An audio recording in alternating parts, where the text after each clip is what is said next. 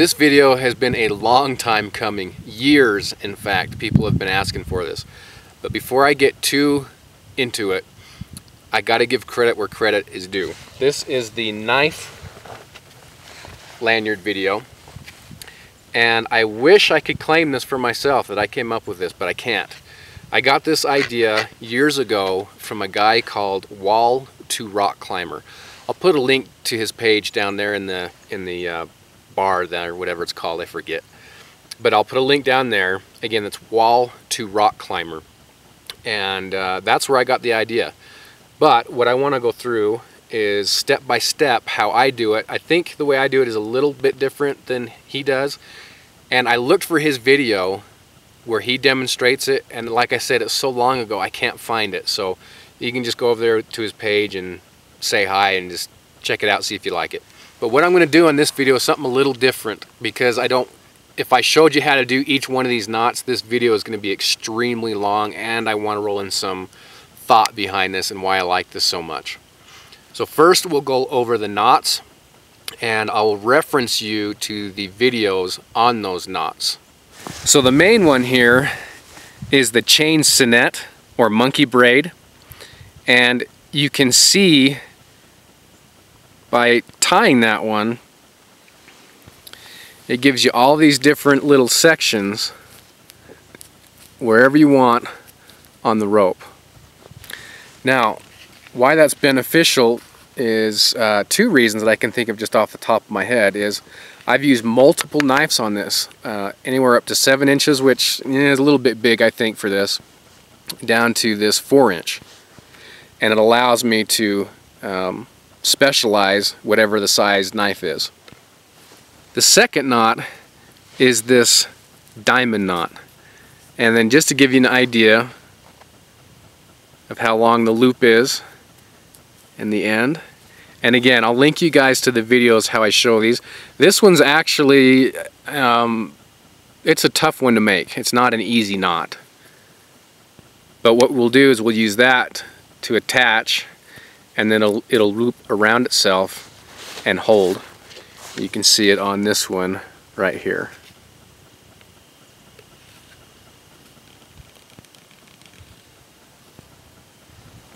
What I'll normally do is I will put this on, and then I'll kind of mark the spots where I want to thread through this diamond knot. So we've got the first one in where we want it, and the second one we'll just kind of measure it out, and we'll put it right there. First thing we're going to do is put this diamond knot through the knife sheath, and sometimes the paracord is just a bit big.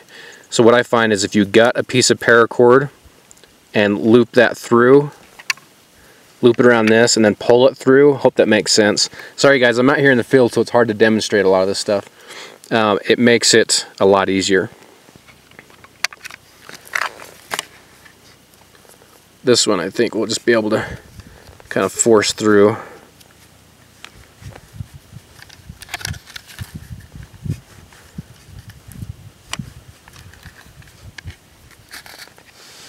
Like so.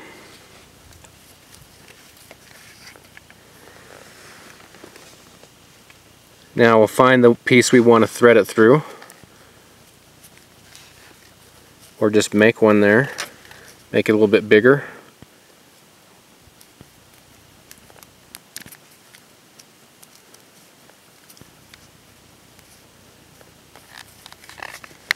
Pull that through, and then all you're going to do is just loop it around that knot, give it a little tug, make sure it's tight,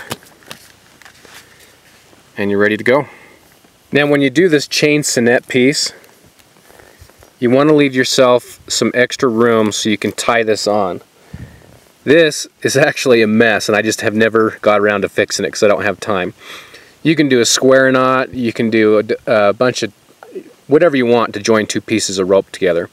What I might suggest, that I haven't tried, so take it for what it's worth, is the double fisherman's knot. And if you tie those on, you'll have to leave quite a bit of extra, just single piece right here, but you can actually adjust that to some degree. This one, when I made it, is a little bit big, and so I just kind of folded it over again, and I've just never gone back and fixed it because it works. Sloppy, but it works. So now this is what I have, and I'll just put it over my head and then put one arm through, and then your knife is always very accessible.